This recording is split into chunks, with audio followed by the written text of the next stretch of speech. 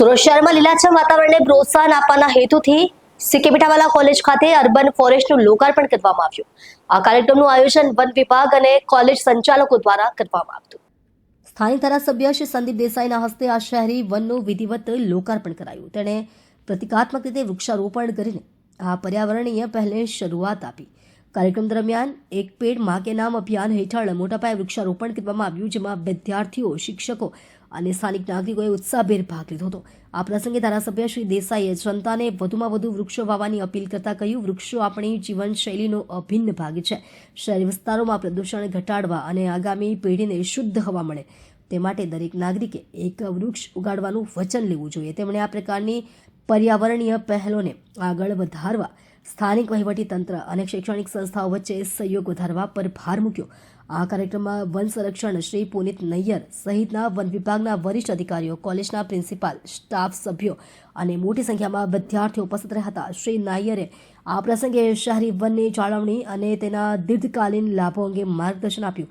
સમગ્ર કાર્યક્રમ દરમિયાન સુરક્ષા અને સામાજિક અંતરના નિયમોનું ચુસ્તપણે પાલન કરવામાં આવ્યું હતું। આ અર્બન ફોરેસ્ટ સુરત શહેર માટે એક મહત્વપૂર્ણ ગ્રીન બ્રેથિંગ સ્પેસ સાબિત થશે, જે શહેરીજનોને કુદરતી વાતાવરણનો અનુભવ કરાવશે, તેમ વન વિભાગના અધિકારીઓએ જણાવ્યું હતું।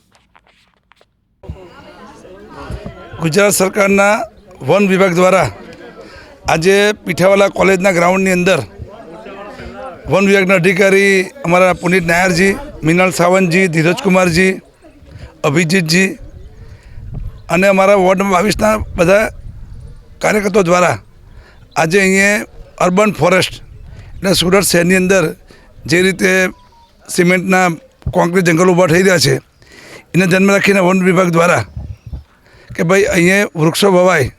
વરસાદ જે હમણાં ડિલે થાય છે તો વધારે વૃક્ષો વાવવાને કારણે ગ્લોબલ વોર્મિંગનો સમય છે, એવા સમયે વધારે વૃક્ષો વાવે તો એ વરસાદને ખેંચે એવી એક જૂની કહેવત છે।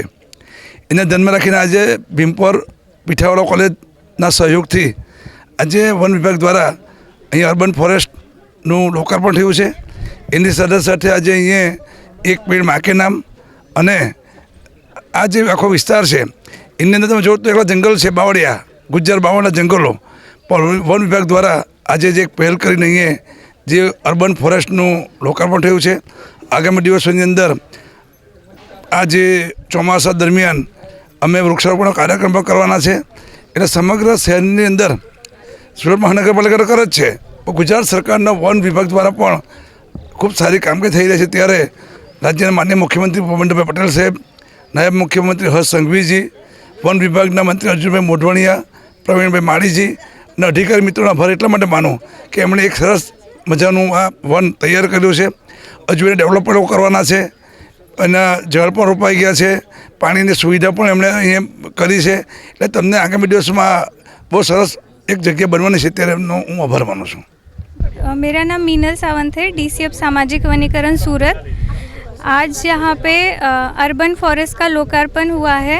अर्बन फॉरेस्ट में हम लोगों के लिए मतलब सुविधा बनाते हैं, जैसे कि गज़ीबो हो गया, उनके बैठने की व्यवस्था हो गई, और फिर सबसे महत्वपूर्ण पार्ट ये है कि हम यहाँ पे वृक्षों की महत्व बनाने के लिए यहाँ पे 2000 वृक्षों का 1 हेक्टेयर में वृक्षारोपण करते हैं। यहाँ पे मोस्टली 1000 रोपा हम जंगली रोपा मतलब जंगल जो झाड़ है और वो टॉल प्लांट्स डालते हैं, और 1000 ऑर्नामेंटल, जिससे कि लोगों को आने वाले समय में वृक्षों का महत्व पता चले। और ये साइट का इम्पोर्टेंस इसीलिए ज़्यादा है कि ये सीके पीठावाला कॉलेज कैंपस में है, तो बच्चों को अधिक जानकारी मिलेगी कि वृक्षों का संवर्धन करना है, उसका जतन करना है। साथ ही साथ आज धारासभ्य श्री संदीप भाई देसाई इनके हस्ते हमने ये उद्घाटन किया, और एक पेड़ माँ के नाम जो हमारे वड़ा प्रधान जी का एक बहुत बड़ा मिशन है, उसके अंतर्गत हमने सबने मिलके यहाँ पे प्लांटेशन किया